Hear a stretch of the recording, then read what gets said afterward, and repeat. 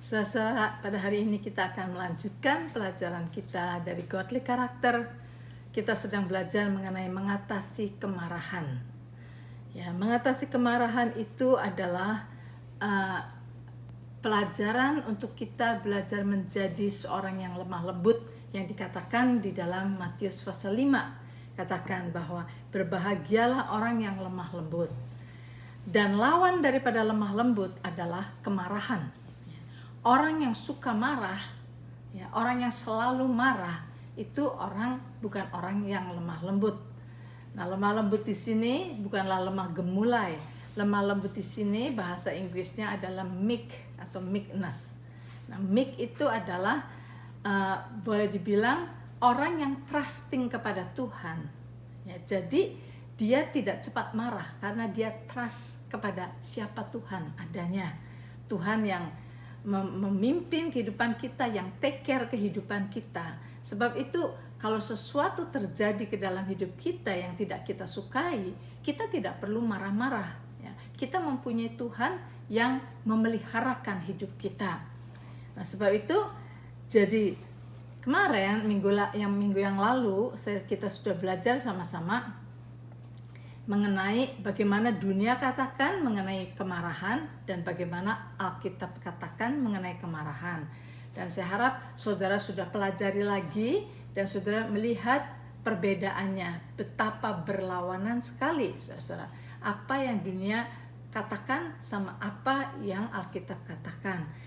Dan seringkali kita yang sudah terbiasa hidup dengan cara dunia ini, kita juga seringkali mempunyai konsep bahwa apa yang dikatakan oleh dunia ini benar, gitu. Karena apa? Karena kita sudah terbiasa hidup dengan cara dunia ini. Nah, sebab itu biarlah firman Tuhan ini memperbaiki kita. Kalau kita mau diperbaharui oleh firman Tuhan, maka cara kita berpikir akan berbeda, akan diubahkan oleh Tuhan. Nah, saudara, saya akan ulangi sedikit bahwa kemarin saya sudah katakan pada waktu saya tanya, jadi setelah kita belajar apa yang dunia katakan, apa yang Alkitab katakan dan sebagainya, kita jadi bertanya, apakah marah itu nggak boleh? Apakah kita tidak boleh marah gitu? Nah, saya sudah terangkan minggu yang lalu bahwa marah itu tidak ada salahnya, karena marah itu terjadi di dalam emosi kita, ya. Tuhan berikan kepada kita emosi. Jadi kalau ada perasaan marah yang trigger emosi kita sampai marah, itu bukan suatu dosa, nggak salah sama sekali. Kalau ada ketidakadilan terjadi di situ dan kita rasa marah, itu nggak salah. Nah, demikian juga emosi itu sudah Tuhan taruh di dalam hati kita, yang akan dengan sendirinya bereaksi kalau ada sesuatu kejadian. Malah kalau seumpama ada orang yang menghina Tuhan dan memaki-maki Tuhan dan kita tidak marah, itu aneh sekali, saudara. Ya, jadi kalau kita marah, justru Tuhan kita dihina, Tuhan kita dipermalukan dan kita marah, itu betul. Karena memang seharusnya begitu. Jadi marah itu sendiri tidak ada salahnya. Tetapi yang salah itu adalah bagaimana pencetusan marah itu. Dan saya sudah kasih ayatnya pada saudara. Efesus 4 ayat 26 mengatakan begini. Efesus 4 ayat 26 di dalam bahasa Inggrisnya, be angry and sin not. Nah, dalam bahasa Indonesianya, apabila engkau menjadi marah, janganlah kamu berbuat dosa. Jadi marahnya itu sendiri tidak ada salahnya. Yang salah itu adalah bagaimana kita mencetuskan kemarahan kita, seringkali menjadi salah. Nah, jadi marilah kita sekarang pelajari. Jadi ada yang disebut natural anger. Sebagai manusia, kita punya emosi yang diberi oleh Tuhan. Itu nggak ada salahnya.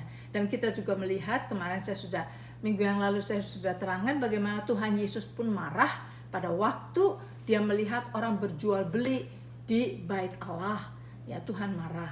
Kenapa? Yes, Tuhan punya hak untuk marah karena itu adalah rumah Bapaknya. Dan mereka tidak minta izin dan mereka seenaknya saja berjual beli. Itulah sebabnya Tuhan Yesus marah. Dan itu bukan suatu dosa, kemarahan Tuhan Yesus itu.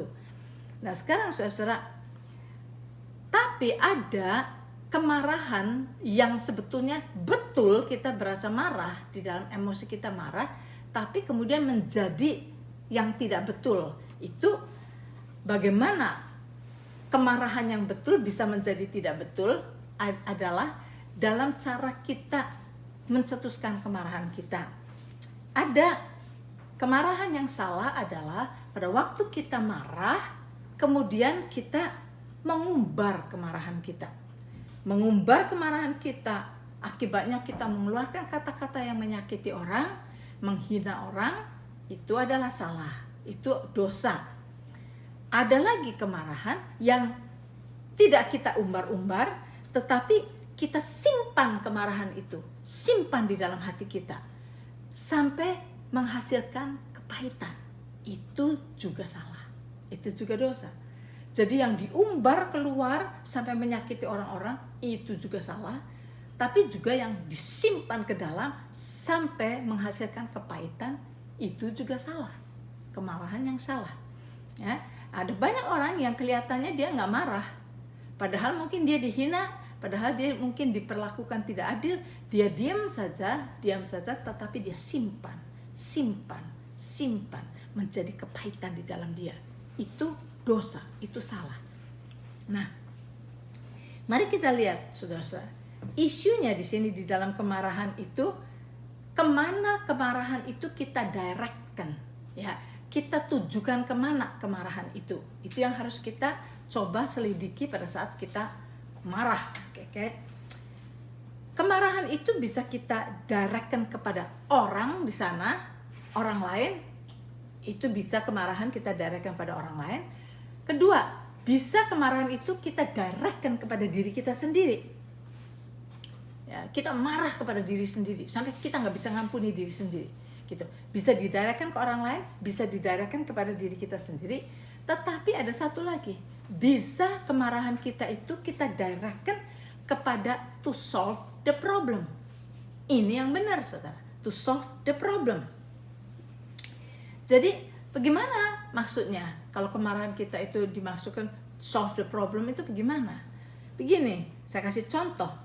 Contoh ada seorang yang jual insurance, saudara tahu ya, orang salesman jual insurance, dan pada zaman itu waktu dia sedang bekerja itu keadaannya sulit sekali untuk dapatkan klien, ya. Sampai akhirnya dia kerja keras, akhirnya dia dapat seorang yang cukup kaya mau beli insurance sama dia. Maka dia sudah senang, dia explain semuanya kepada orang ini, dan semua sudah lama dia terangkan.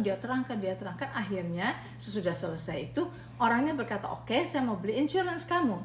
Nah, orang itu bilang oke dah, saya mau beli insurance kamu. Nah, sekarang mana papernya yang harus ini, sebab saya nggak ada waktu, saya sebentar lagi harus pergi. Maka orang ini cepet-cepet tulis namanya semua, dia sudah dia sudah prepare semua papernya, tinggal ditandatangan sama orang itu.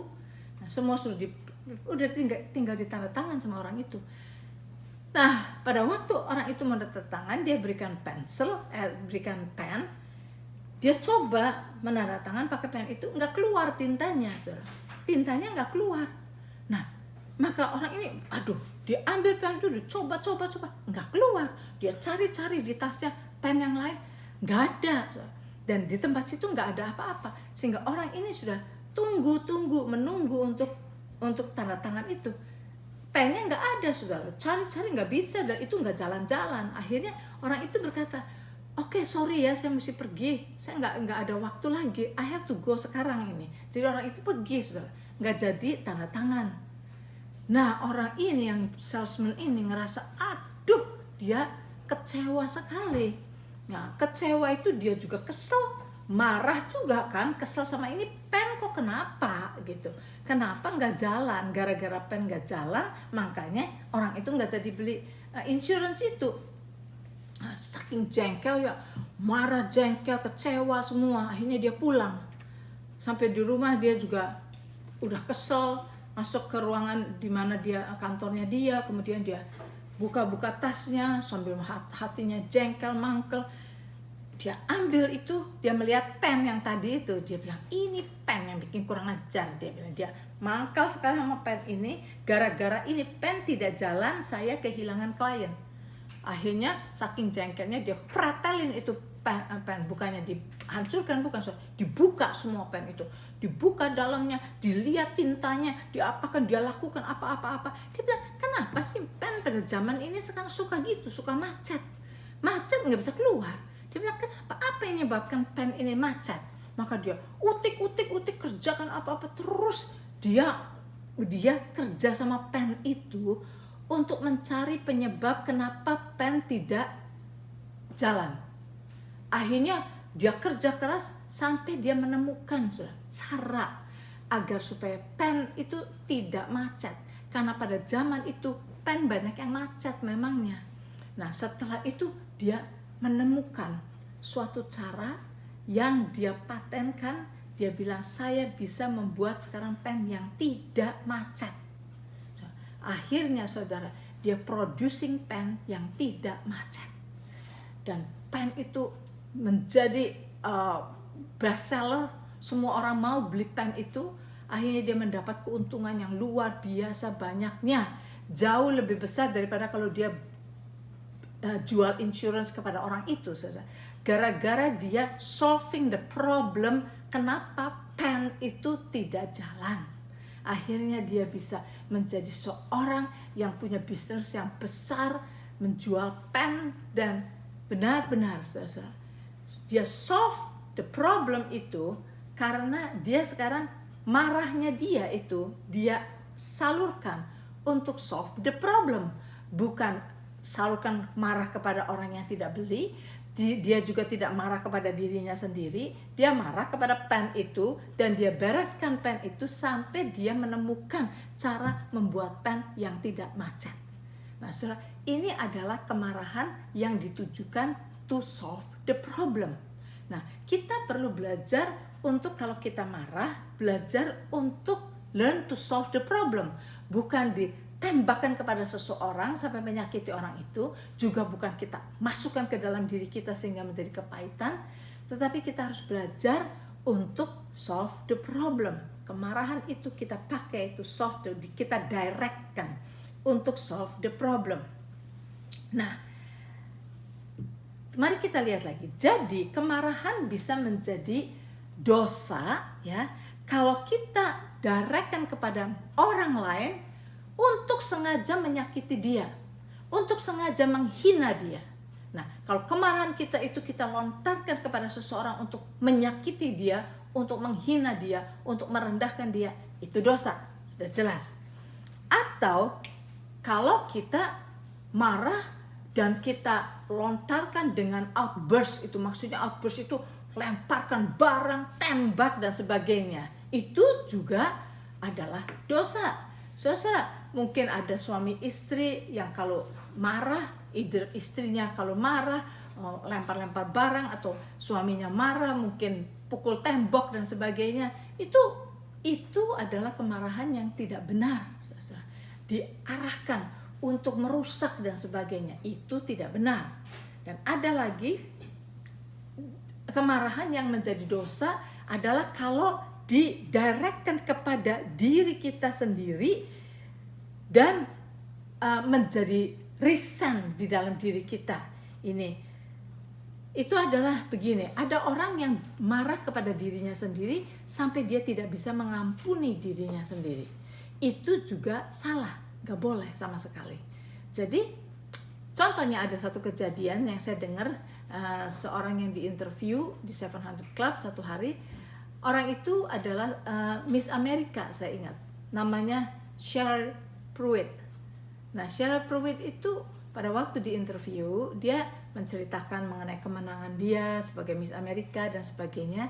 Kemudian dia cerita mengenai sisternya, yang suatu hari sisternya itu, ini seorang yang orang Kristen, orang baik, saudara, orang dari keluarga baik-baik. Nah, sisternya itu suatu hari pergi naik mobil dengan seorang sahabatnya. Nah, dia naik mobil, si sister ini yang drive mobil itu.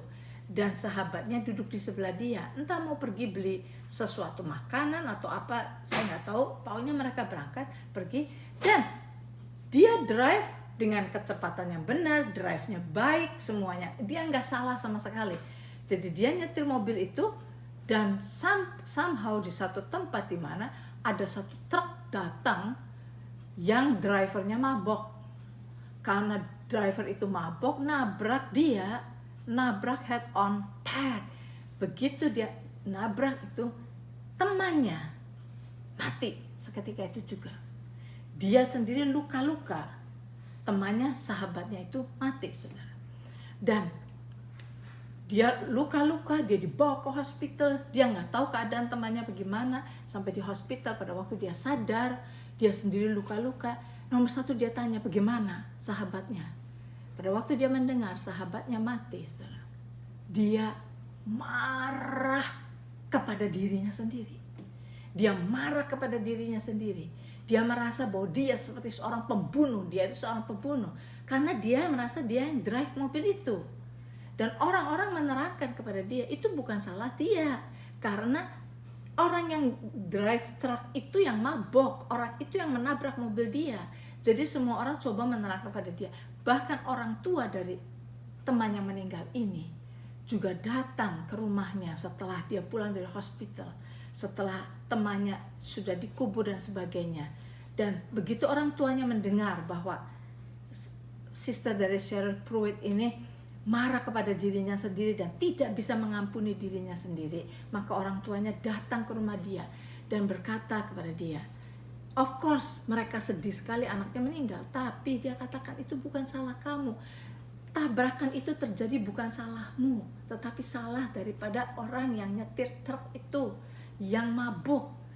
Nah, tapi tetap saja dia tidak bisa mengampuni dirinya sendiri. Dia tetap marah kepada dirinya sendiri, dia tetap kecewa pada dirinya sendiri, dan akibat dari itu dia tidak mau ketemu orang. Siapapun juga dia nggak mau ketemu, saudara. Dia tidak mau keluar rumah, dia tidak mau ketemu siapapun juga. Ada orang mau tengokin dia, dia tidak mau ketemu siapapun, dia nggak mau ketemu, saudara. Sampai setahun lebih dia mengurung dirinya, dia menyiksa dirinya, dia marah kepada dirinya sendiri, dia tidak bisa mengampuni dirinya sendiri. Setahun lebih, saudara. Sampai akhirnya setelah banyak orang, saudaranya, orang tuanya dan apa, akhirnya dia mau bertemu dengan seorang hamba Tuhan. Dan pada waktu hamba Tuhan itu datang dan banyak berbicara kepada dia untuk memberikan perspektif yang benar kepada dia, sampai akhirnya dia dapat melihat bahwa itu bukan salah dia, sama sekali bukan salah dia. Dan untuk dia bisa mengampuni dirinya sendiri dan sebagainya, dia diberi nasihat, akhirnya dia melihat oke. Dan dari situ dia baru bisa mengampuni dirinya sendiri, dan baru dia mau keluar dari rumah, baru di situ dia mau ketemu orang lagi. Saudara, ini adalah kemarahan yang diarahkan kepada dirinya sendiri, yang membuat, yang menyakiti dirinya sendiri. Kemarahan yang seperti itu juga salah, saudara. Jadi kalau kita lihat di sini, jadi Tuhan tidak mau kalau kemarahan kita itu diarahkan kepada orang lain, menyakiti orang lain atau menyakiti diri kita sendiri. Tetapi kalau sampai ada kemarahan terjadi di dalam diri kita, mari kita biar kemarahan itu kita arahkan untuk solve the problem, saudara. Nah, saudara, mari kita lihat selanjutnya. Tuhan ingin kita belajar mengalahkan kemarahan agar kita menjadi orang yang lemah lembut atau meek, orang yang meek. Nah, orang yang meek atau lemah lembut adalah orang yang mempunyai trusting attitude kepada Tuhan. Sikap yang trust kepada Tuhan, yang percaya. Trust itu, saudara, lebih dari percaya. Bisa seringkali katakan bahwa kata trust dalam bahasa Inggris itu saya nggak tahu ada atau tidak dalam bahasa Indonesianya. Bahasa Indonesia itu adalah percaya tanpa kondisi, itu trust itu seperti itu. Jadi meekness itu an attitude of trust in the power of God to provide, to protect, to help, and to change circumstances. Jadi itu adalah suatu sikap yang trusting kepada Tuhan. Meekness atau lemah lembut itu adalah sikap yang trust kepada Tuhan, bahwa Tuhan itu mempunyai kuasa untuk menyediakan, punya kuasa untuk melindungi, punya kuasa untuk membantu, punya kuasa untuk merubah circumstances. Seperti itu. Nah, itu yang kita harus punyai. Jadi pada saat sesuatu yang tidak kita sukai atau tidak kita inginkan terjadi itu terjadi, pada saat itu biasanya manusia langsung marah. Tetapi kalau kita mempunyai meekness atau lemah lembut, maka kita akan berkata, oke, ini ada sesuatu yang saya tidak suka, ini sesuatu yang seharusnya tidak terjadi tetapi sudah terjadi. Tapi saya percaya Tuhan saya Maha Kuasa. Saya percaya kalau saya berikan situasi ini, keadaan ini ke tangan Tuhan, maka Tuhan akan sanggup menjadikan ini menjadi baik. Nah, itu adalah trusting attitude. Itu adalah meekness. Itu adalah lemah lembut. Nah, saudara-saudara, jadi seorang yang lemah lembut itu adalah orang yang mempunyai divine perspective di dalam hidup. Ya. Jadi pandangannya itu bisa mempunyai pandangan dari Tuhan di dalam hidupnya, dan dia mengerti bahwa Tuhan itu tahu segala sesuatu, dan kalau kita minta ikut campur Tuhan, ikut campur tangan Tuhan di dalam segala persoalan, maka semuanya akan bisa work together for good. Tuhan bisa mengerjakan segala sesuatu untuk menjadi kebaikan gitu. Jadi sekali lagi, seorang yang meek, seorang yang lemah lembut adalah seorang yang mempunyai divine perspective, mempunyai pandangan yang ilahi, pandangan Tuhan di dalam menghadapi hidup ini. Sehingga pada saat ada sesuatu yang terjadi, dia tahu bahwa Tuhan melihat semuanya itu, ya, Tuhan tahu semuanya itu, dan di dalam segala perkara, kalau kita menyerahkan kepada Tuhan atau kita mengundang ikut campur Tuhan di dalam persoalan yang kita hadapi ini, maka Tuhan akan bisa menjadikan segala sesuatu menjadi baik gitu.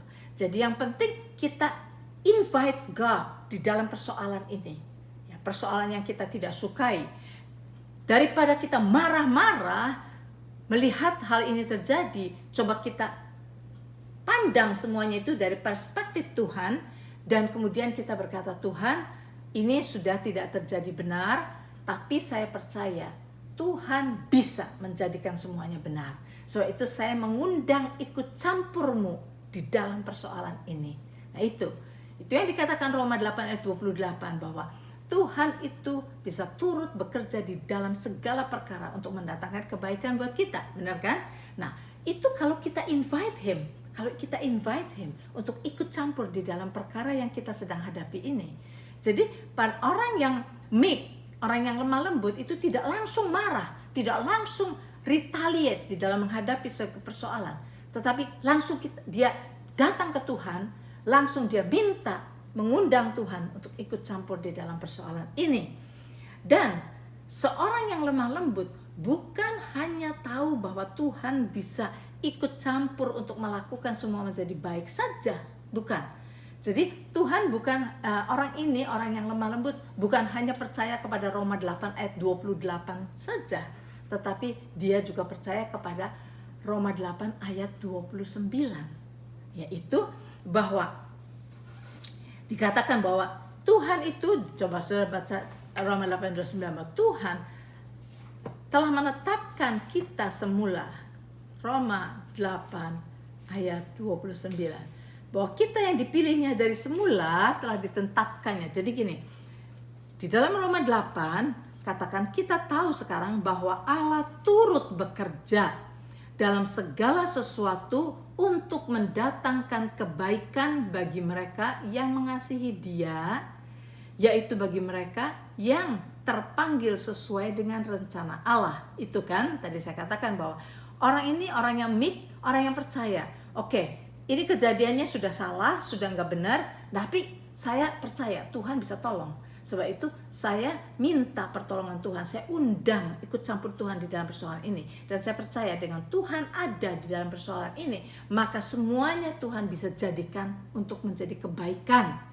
Tetapi bukan hanya itu saja. Kemudian ayat 29-nya, sebab semua orang yang dipilihnya dari semula, mereka juga ditentukannya dari semula untuk menjadi serupa dengan gambaran anaknya, supaya ia, anaknya itu, menjadi yang sulung di antara banyak saudara. Jadi saudara, Tuhan yang kalau kita undang ikut campur tangan Tuhan di dalam persoalan yang salah ini, yang tidak benar ini, kita minta pertolongan Tuhan, maka Tuhan akan menolong kita, maka Tuhan akan menjadikan semuanya baik. Dan persoalan ini juga berguna buat kita merubah karakter kita untuk makin menjadi seperti Yesus Kristus, seperti anaknya. Karena kita yang dipanggilnya dari semula telah ditetapkannya untuk menjadi serupa dengan gambaran anaknya. Nah, setiap kali kita mengundang pemerintahan Tuhan di dalam apa yang terjadi di dalam hidup kita, saudara, disitulah kita akan melihat bagaimana Tuhan bekerja. Disitulah semua persoalan yang kita hadapi itu akan menolong untuk membantu pembentukan karakter di dalam diri kita untuk makin menjadi serupa dengan Tuhan Yesus, yaitu gambaran anaknya itu adalah Tuhan Yesus. Jadi seorang yang meek, orang yang lemah lembut itu orang yang percaya Tuhan bisa melakukan semua yang terbaik buat dia, dan dia juga percaya bahwa semua yang terjadi ini, kalau dia ikut sertakan Tuhan, maka kejadian ini akan membentuk dia untuk menjadi makin seperti Yesus. Jadi saudara, a meek man has yielded his right to God. Ya, seorang yang lemah lembut adalah orang yang sudah menyerahkan haknya kepada Tuhan. Seorang yang lemah lembut adalah orang yang walaupun dia punya kuasa untuk membalas dendam, dia punya segala yang dibutuhkan untuk menghajar orang itu, untuk melakukan apa, tapi dia tidak menggunakan haknya.